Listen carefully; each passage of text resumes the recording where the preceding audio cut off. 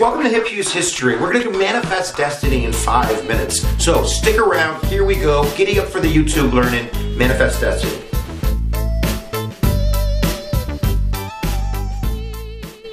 So Manifest Destiny is a term that you're going to have to know something about if you're in a U.S. history course. And certainly if you're walking around on the planet, it's part of a historical roots. You should know about it. Manifest Destiny isn't really a what, it's a huh. It's a huh in the sense of that it was really never written down. There's no written policy, there's no law, there's no amendment, there's nothing in the Constitution that really says anything about Manifest Destiny. Manifest Destiny is actually a word that originates from a reporter. It's always the reporters. John O'Sullivan, I think in the 1840s, basically writes about Manifest Destiny as it relates to, I believe, the Mexican War. Kind of this idea, and there's really kind of 3 parts of Manifest Destiny. Number 1 is really this sense of kind of privilege, of kind of like thinking as white European Americans in the early 1800s, that we were somehow kind of on a venture that was kind of providence, that was kind of God's light on earth. And if you see the picture, you can see it quite clearly in the painting that there's like an angel hovering over us because we're special in that sense. There's also, I think, this drive, it's like Jacksonian democracy, or maybe it's old Europe, but this kind of idea that we are kind of spreading democracy and really in an agrarian way, that we're going to be able to kind of revive old Europe before kind of this big city life and really kind of have like a democracy on the farm and bring that across the uncivilized barbarian Frenches out west.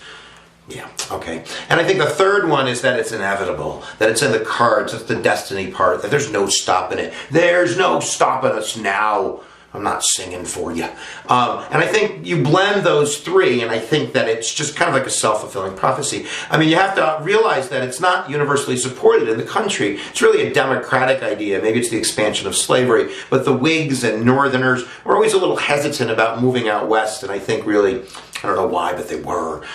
If you're looking at concrete examples, you're going to have to YouTube other stuff or read, for God's sakes. But definitely look into the Northwest Ordinance of 1787. I call it the legs of Manifest Destiny, the process for expanding Mama Get Pregnant. That's what I call it sometimes. Definitely the Louisiana Purchase and the doubling of the United States under Thomas Jefferson when he adopts this kind of loose interpretation of the Constitution in order to get that land, really bypassing Senate approval and taking executive action. Who says presidents never use executive action? Definitely the annexation of Texas is a big deal. The Mexican secession from the Mexican War. We bound 7 babies out of that sucker eventually. I'm not going to list all 7. Let me see if I can do it really quick. You got California, you got Nevada, you got Utah, you got New Mexico, you got parts of Colorado, you got parts of Wyoming, and maybe Arizona. Maybe I said one twice, but that's definitely a big win. The Oregon Treaty up in the Northwest.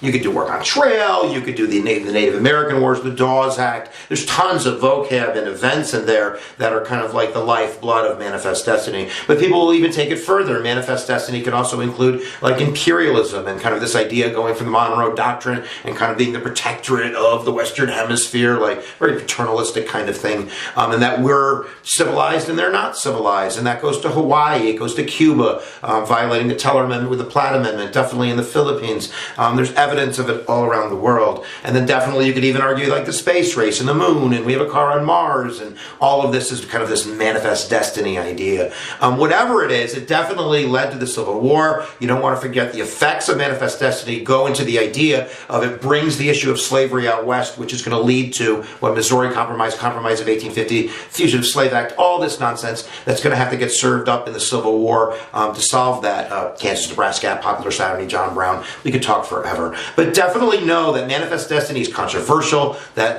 not all Americans were behind it, but it's definitely something that occurs in the mind of, I guess, nationalism or spirit, whatever you want to call it, and it's definitely going to draw blood. You know, Manifest Destiny leads directly to the dismantling of the Native Americans and putting them on reservations, the Mexican War. We could talk like that forever.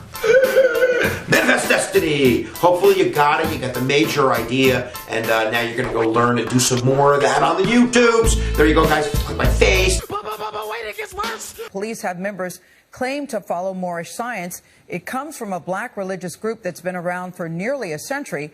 Most of its members obey the law, but not everyone. Chip Reed looks at how some use their religion to justify the crime. This 35,000 square foot mansion in an exclusive corner of Bethesda, Maryland, has 12 bedrooms, 17 bathrooms, and trees planted by President Clinton and Vice President Gore. On the market for nearly $6 million, it's not exactly a steal. You may not have heard of the Moorish National. You may not have heard of the Moorish Nationals, but police have members claim to follow Moorish science. It comes from a black religious group that's been around for nearly a century. Most of its members obey the law, but not everyone. Chip Reed looks at how some use their religion to justify the crime. This 35,000 square foot mansion in an exclusive corner of Bethesda, Maryland, has 12 bedrooms, 17 bathrooms, and trees planted by President Clinton and Vice President Gore. On the market for nearly $6 million, it's not exactly a steal.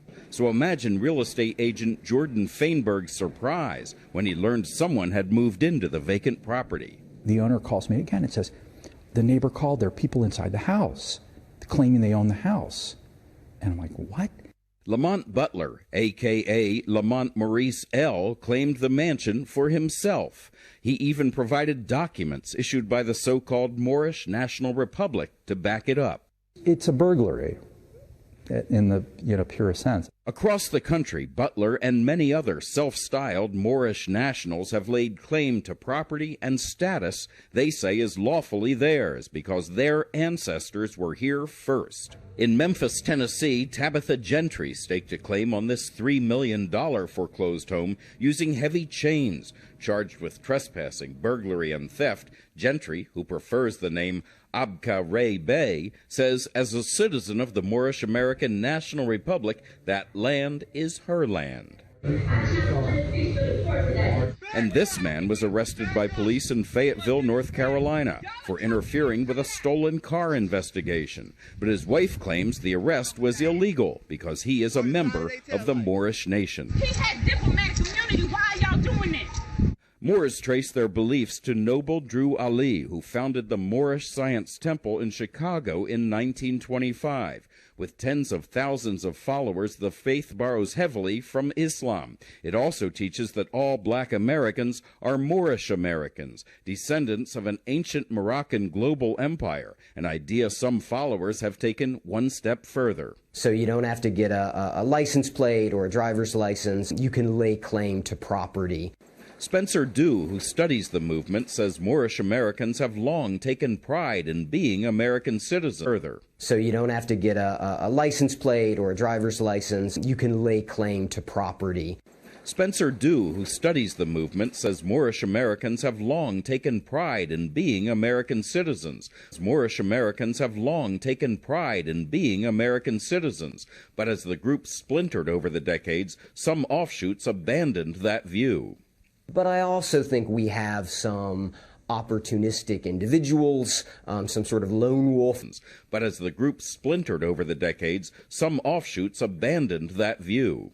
But I also think we have some opportunistic individuals, some sort of lone wolf elements. Jeff Fort is perhaps the most notorious movement member. The former leader of a violent Chicago street gang, he was convicted in 1987 of conspiring with Libya's Gaddafi regime to blow up U.S. government buildings. It's kind of a public relations nightmare. The vast majority of Moorish communities in America are not involved in any of this sovereign citizen ideology, not involved in fraudulent behavior, not involved in criminal acts.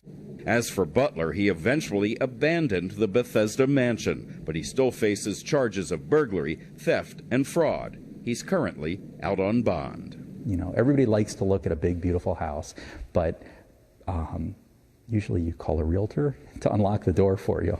For CBS This Morning, Chip Reed, Washington. Give me some of this. Give me some of this. Give me some of this.